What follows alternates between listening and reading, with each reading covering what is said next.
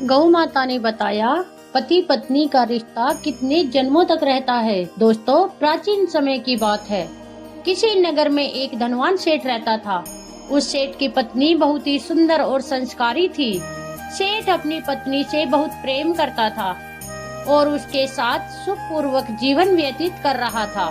सेठ की हवेली के सामने एक बहुत ही मनमोहक बगीचा बना हुआ था, जिसमें एक विशाल बरगद का पेड़ था। उसी बरगद के नीचे एक दिव्य गाय रहती थी। सेठ उसकी खूब सेवा करता और जब भी सेठ का मन व्याकुल होता तो उस दिव्य गाय से बात करता। एक दिन की बात है, सेठ ने उत्सुकतावश उस दिव्य गाय से कहा, हे गौ माता, मेरे मन में एक प्रश्न उठ रहा है। क्या आप कृपा कर मेरे इस प्रश्न का उत्तर बताकर मेरे मन की जिज्ञासा को शांत करेंगी? इस पर गौ माता बोली, हे सेठ, अवश्य बताइए, आपका वह कौन सा प्रश्न है जो आपके मन को बेचैन कर रहा है। मैं अवश्य ही आपके उस प्रश्न का उत्तर देकर आपके मन को शांत करने का प्रयास करूंगी। तब सेठ कहता है, हे गौ माता, मैं यह जानना चाहता हूँ कि पति पत्नी का रिश्ता कितने जन्मों का होता है। क्या यह पवित्र रिश्ता केवल एक जन्म तक ही सीमित है या वास्तव में यह रिश्ता कई जन्मों तक बंधा रहता है? इस पर गौ माता कहती है, हे सेठ, आपका यह प्रश्न बहुत ही महत्वपूर्ण है, जिसका उत्तर आपको एक प्राचीन कथा के माध्यम से मिलेगा। आप बस इस कथा को ध्यान पूर्वक अंत तक सुनना। सेठ आतुर होकर बोला, हे गौ माता, आप कथा सुनाइए, मैं ध्यान पूर्वक इस अलौकिक कथा को अंत तक सुनूंगा। फिर गौ माता कथा आरंभ करती है और कहती है, हे सेठ, पुराने जमाने की बात है। द्रविड़ देश की उत्तरी सीमा पर चंद्रपुर नाम का एक राज्य था। उस राज्य में एक राजकुमारी थी जो एक गुणवान और चरित्रवान स्त्री थी। उसका विवाह एक धर्मनिष्ठ और सदाचारी राजकुमार से हुआ था। दोनों का जीवन वैभव, प्रेम और सुख से परिपूर्ण था। उन्हें किसी भौतिक वस्तु की कोई कमी नहीं थी। कमी थी तो एक संतान की, जिसको लेकर राजकुमारी हमेशा चिंताग्रस्त रहती थी। यही एक अभाव था जो राजकुमारी को अक्सर चिंतित कर देता था। समय धीरे धीरे गुजरता गया। फिर एक दिन अचानक राजकुमारी की तबीयत बहुत ज्यादा बिगड़ गई। उसे आभास होने लगा कि अब उसकी अंतिम घड़ी निकट है। उसने अपने प्रिय राजकुमार को पास बुलाया और कहा, हे स्वामी, मैंने सदा आपको अपना सर्वस्व समझा है, हमेशा आपको प्रेम किया है और आपकी सेवा में कोई कमी नहीं छोड़ी। ईश्वर की पूजा भी की है, परंतु मैं आपके जीवन में संतान का सुख नहीं ला पाई। मुझे आभास हो रहा है कि मेरा जीवन अब कुछ पलों में ही समाप्त होने वाला है। राजकुमारी ने आगे कहा, हे नाथ, मेरे जाने के बाद दुखी मत होना, मेरी यादों के सहारे जीवन व्यतीत करना। मैं आपको वचन देती हूँ कि अगले जन्म में फिर से आपकी पत्नी बनूंगी। तब मैं आपकी संतान पाने की इच्छा अवश्य ही पूरी करूंगी। इतना कहकर उस राजकुमारी की मृत्यु हो जाती है। फिर समय आने पर एक दिन राजकुमार भी अपना शरीर त्याग देता है। फिर वह राजकुमार एक ऐसे राजा के घर में जन्म लेता है जिसकी 7 रानियां थी। उन सभी रानियों के बीच वह राजा का इकलौता पुत्र था। उधर वह राजकुमारी भी एक ऐसे राजा के घर में जन्म लेती है जिसकी 7 रानियां थी और उन सभी के बीच वह भी राजा की इकलौती पुत्री थी। साथियों, वह राजकुमार जिस राजा का पुत्र था, उस राजा के पास एक अत्यधिक बुद्धिमान और निष्ठावान तोता था। वह राजा हर महत्वपूर्ण निर्णय में उस तोते की सलाह लिया करता था और उसकी बातों पर पूरी तरह से विश्वास करता था। चाहे समस्या कितनी भी जटिल क्यों ना हो, वह राजा तोता के परामर्श करना कभी नहीं भूलता था। फिर एक दिन उस राजा ने उसे अपने तोते को बुलाकर कहा, हे तोते, मैं तुम्हें एक बहुत अहम कार्य सौंप रहा हूँ जिसे तुम्हें पूरा करना है। तब तोते ने कहा, महाराज, मैं आपके लिए कुछ भी करने के लिए तैयार हूँ। बस आप आज्ञा दे।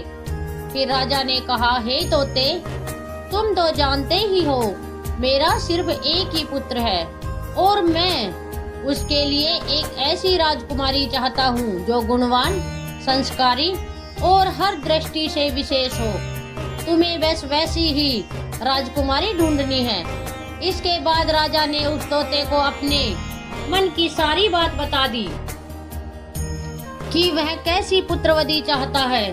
राजा की बात सुनकर वह तोता राजी हो गया। उसने राजा से कहा, महाराज, आप जैसी भी बहू चाहते हैं, कृपा उसके गुणों को एक कागज पर लिखकर मेरे पैर में बांध दीजिए। इसके बाद आप बेफिक्र हो जाइए, मैं वैसी ही राजकुमारी को ढूंढकर आपके पास ले आऊंगा जैसी आप चाहते हैं। तोते की यह आत्मविश्वास पूर्ण बात सुनकर राजा बहुत प्रसन्न हुआ। उसने तुरंत ही अपनी पसंद की राजकुमारी के गुणों को एक कागज पर लिख दिया और उस कागज को तोते के पैर में बांधते हुए राजा ने उसे इस महत्वपूर्ण कार्य के लिए भेज दिया। अब तोता राजकुमारी की खोज में एक पड़ोसी राज्य में जा पहुंचा, परंतु जब वह वहां पहुंचा तो मौसम ने अचानक करवट ले ली। बड़ी तेज बारिश शुरू हो गई। फिर उसे बारिश से बचने के लिए एक जंगल में किसी सुरक्षित जगह की शरण लेनी पड़ी। उड़ते उड़ते वह एक घने जंगल में जा पहुंचा। जंगल में उसे एक पुराना खोखला पेड़ दिखाई दिया। तोते ने सोचा कि यह पेड़ उसके आराम करने के लिए एकदम सही जगह है, तो वह वहां शरण लेने के लिए ठहर गया। गौमाता कहती है, हे सेठ, वह वहां ठहर गया। गौमाता कहती है, जैसे ही वह उस पेड़ के नीचे गया, पेड़ के अंदर जाने के लिए सोचा, तभी अंदर से एक आवाज आई, तुम अंदर मत घुसना, नहीं तो तुम अंधे हो जाओगे। यह सुनकर तोता बहुत घबरा गया और उसने पेड़ के अंदर जाने का विचार छोड़ दिया। वह पेड़ की जड़ के पास उगी हुई एक टहनी पर जाकर बैठ गया और बारिश रुकने का इंतजार करने लगा। जब बारिश रुक गई तो उस खोखली जगह में से एक मैना बाहर आई और सीधा तोते के पास आकर बैठ गई। फिर तोता और मैना बहुत देर तक बात करते रहे। इस दौरान तोते ने मैना को सारी बात बताई कि वह कहाँ जा रहा है। तोते की बात सुनने के बाद मैना कहती है, आज की यह मुलाकात मेरे लिए बहुत खास रही है।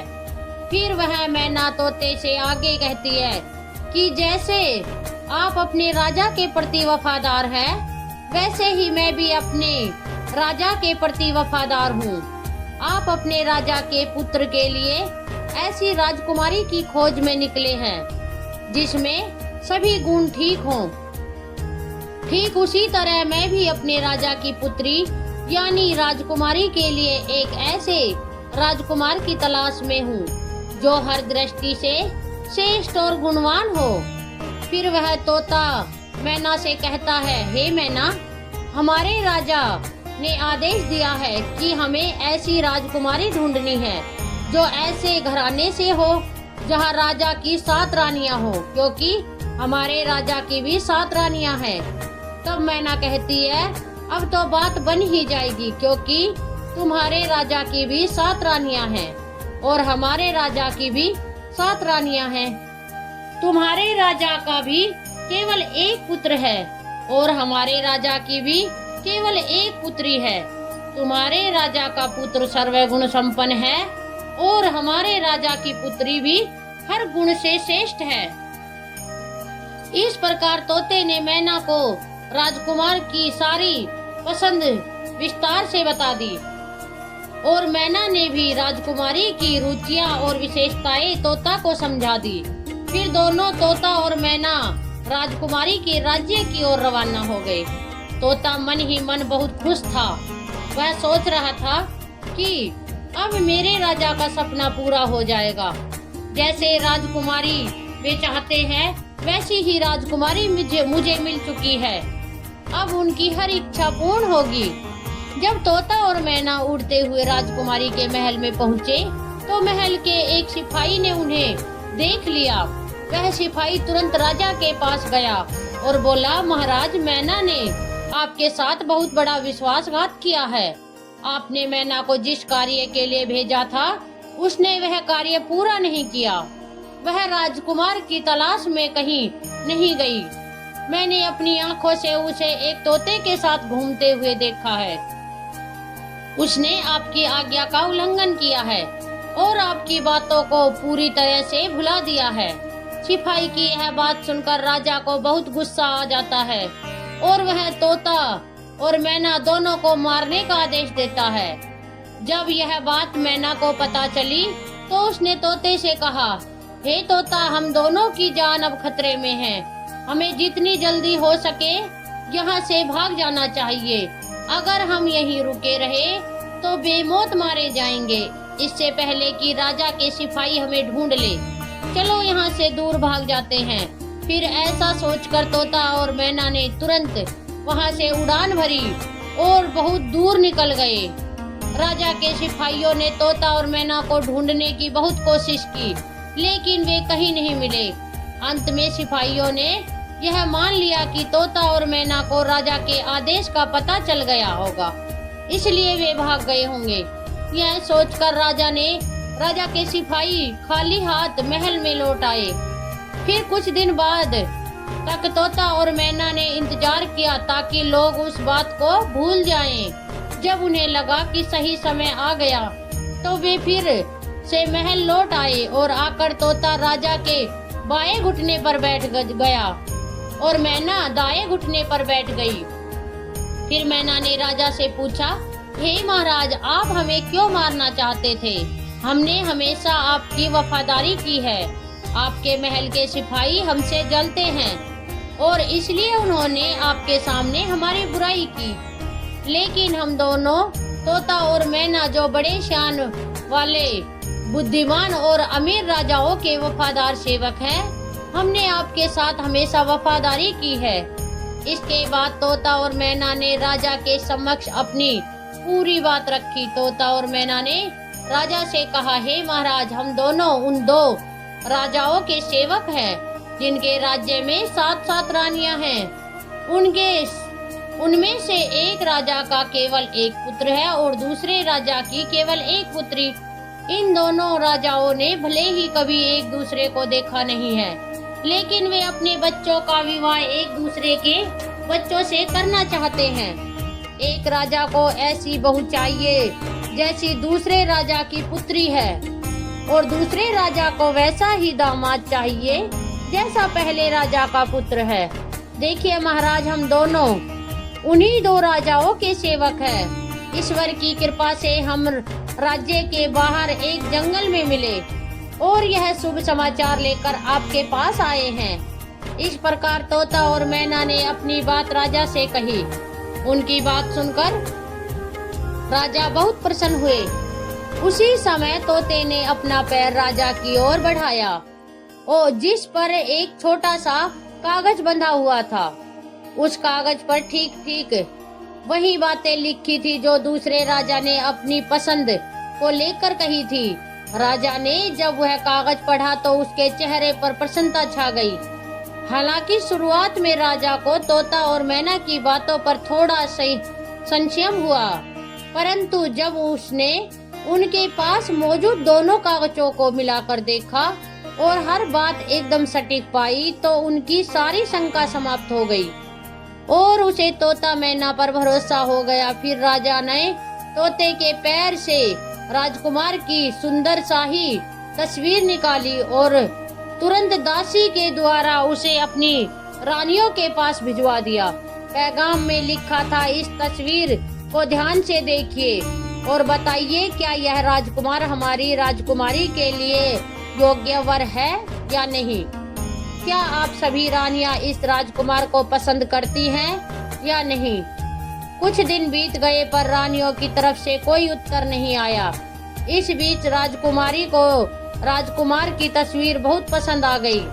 वह राजकुमार की तस्वीर को हर समय अपने पास रखती थी और निहारती रहती थी।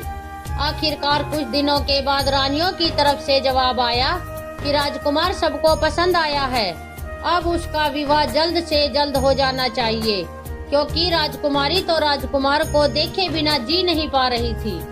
जैसे ही रानियों का जवाब राजा के पास पहुंचा, तो राजा ने उस तोते को वापस भेजते हुए कहा, हे प्रिय तोते, आपने राजा से जाकर कह दो कि राजकुमार के लिए उनकी मनपसंद राजकुमारी मिल गई है और 2 महीने के भीतर विवाह के लिए हमारे पास आ जाए। फिर तोते ने आदर पूर्वक झुककर राजा को प्रणाम किया और अपने देश की ओर निकल पड़ा। गोमाता कहती है, हे सेठ, अपने देश पहुंचकर तोते ने राजा को अपनी यात्रा की सफलता के बारे में विस्तार से बताया। जब राजा ने यह सुना कि उसे अपने राजकुमार के लिए वैसी ही राजकुमारी मिली है जैसी वह चाहता था, तो वह बहुत खुश हुआ। फिर राजा ने तुरंत इस शुभ समाचार का भव्य रूप से जश्न मनाने का आदेश दे दिया। राजा ने अपने पुत्र के लिए सबसे कीमती और बेहतरीन कपड़े बनवाए। घोड़ों के लिए शानदार जीन बनवाई गई। सिपाहियों के लिए भी नई और आकर्षक वेशभूषा बनवाई गई। इसके अलावा अनेक प्रकार की भेंट जैसे अनमोल हीरे जवाहरात, सुंदर वस्त्र, मुश्किल से मिलने वाले फल, कीमती मसाले और उत्तम इत्र इकट्ठे किए गए। राजा ने हर चीज बड़ी सावधानी और ध्यान से तैयार करवाई ताकि इस मौके को यादगार बनाया जा सके। 2 महीने बहुत जल्दी बीत गए। इतनी तैयारियों में समय कब निकल गया पता ही नहीं चला। लेकिन अफसोस, शादी से कुछ दिन पहले ही राजकुमार के पिता यानी राजा बहुत बीमार पड़ गए और उनकी मृत्यु हो गई। यह घटना परिवार के लिए एक बहुत बड़ा आघात था। राजकुमार को विवाह के लिए जाना स्थगित करना पड़ा, क्योंकि ऐसे दुखद समय में राजकुमार का विवाह पर जाना अपने पिता का अपमान करना दिखाता था। फिर जैसे ही राजकुमार के पिता की मौत के शोक का समय बीता, तो राजकुमार तोते के साथ घोड़े पर राजकुमारी के देश की ओर रवाना हो गया। राजकुमारी का देश ज्यादा दूर नहीं था, इसलिए राजकुमार तोते के साथ जल्दी ही वहां पहुंच गया। उसने अपना डेरा राजकुमारी के महल के पास वाले बगीचे में डाल दिया। लेकिन साथियों, यदि उस दिन राजकुमार ने उस बगीचे में अपना डेरा न डाला होता तो अच्छा होता, क्योंकि उसी बगीचे में उसका प्रिय तोता मारा गया। उस बगीचे के माली ने उस तोते को मार दिया।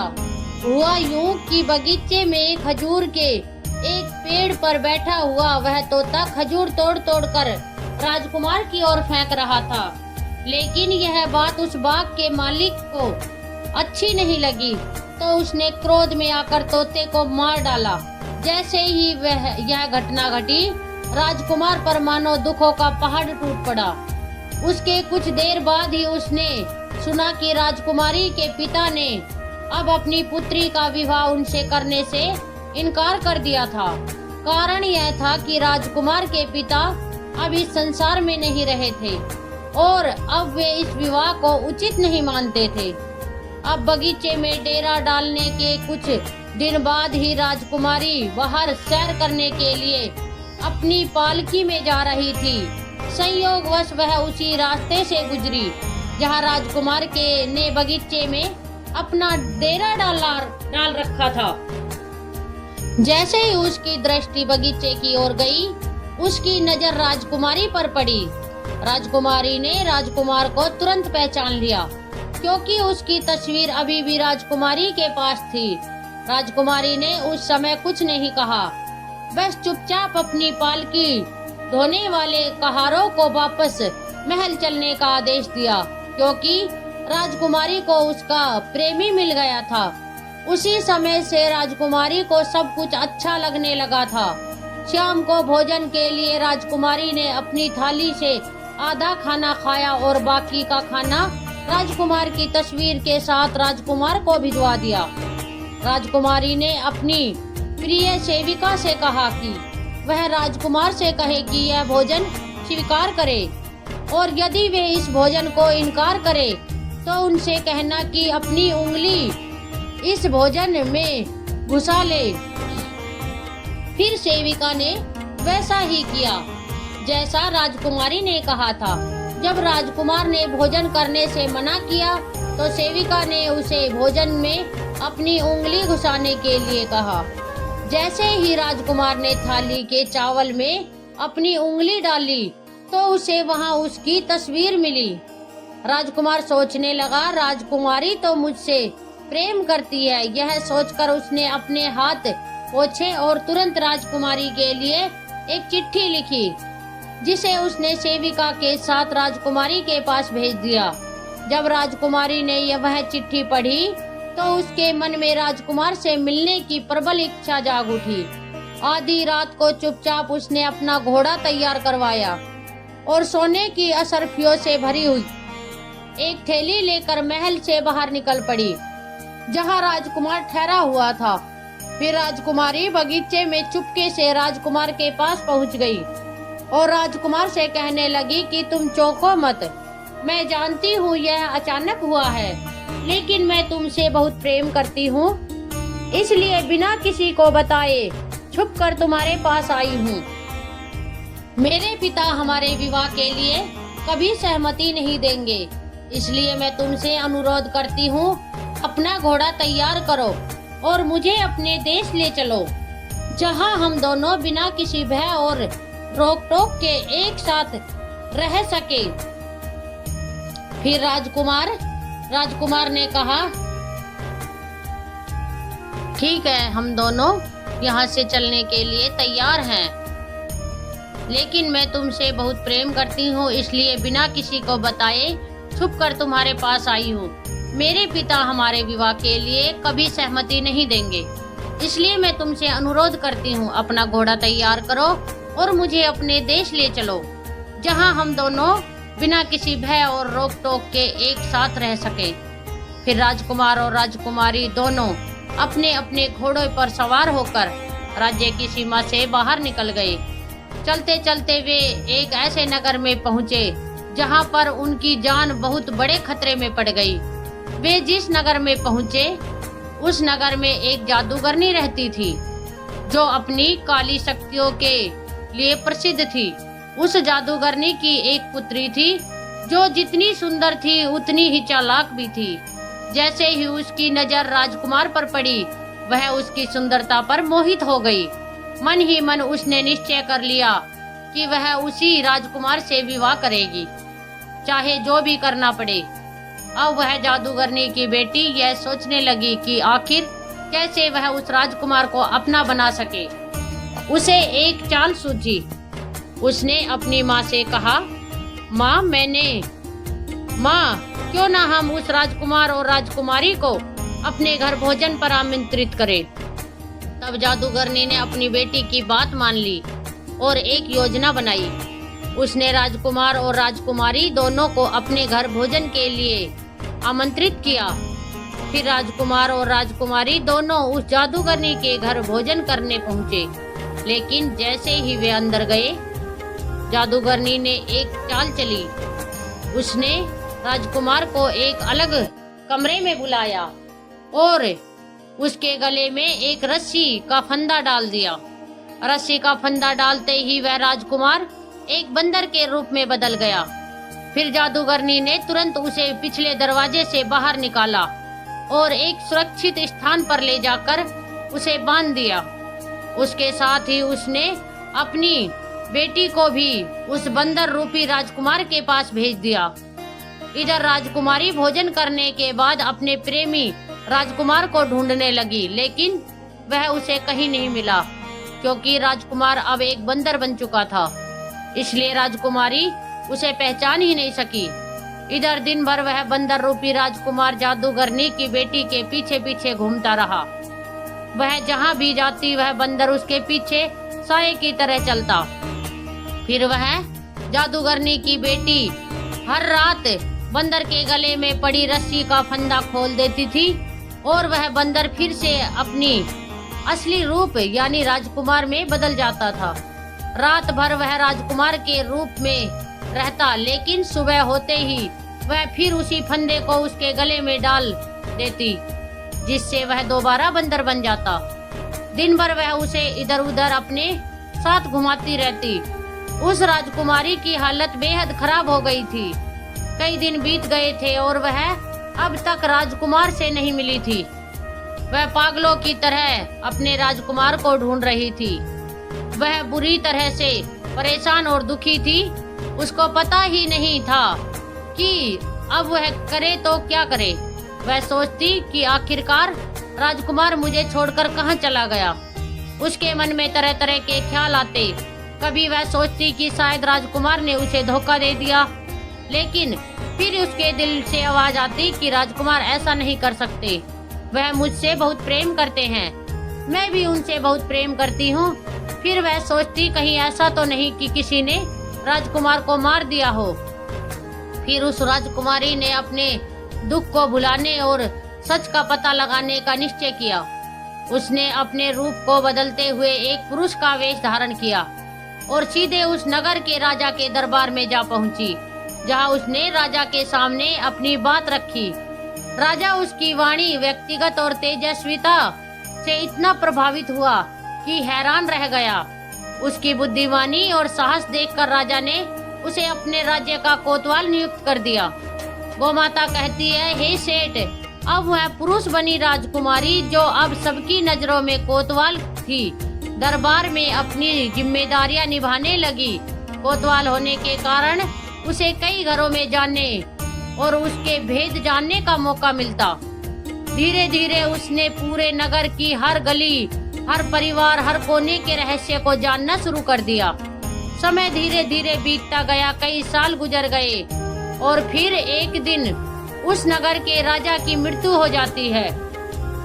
फिर नगर के सभी लोग उस कोतवाल को यानी राजकुमारी को राजा बना देते हैं, क्योंकि कोतवाल जो वास्तव में राजकुमारी थी, लोगों के प्रति उसका व्यवहार बहुत ही अच्छा और दयालु था। फिर एक दिन उसे नगर में एक व्यक्ति एक बंदर बेचने के लिए राजा यानी राजकुमारी के पास आया। तो राजा रूपी राजकुमारी ने उस व्यक्ति से वह बंदर खरीद लिया।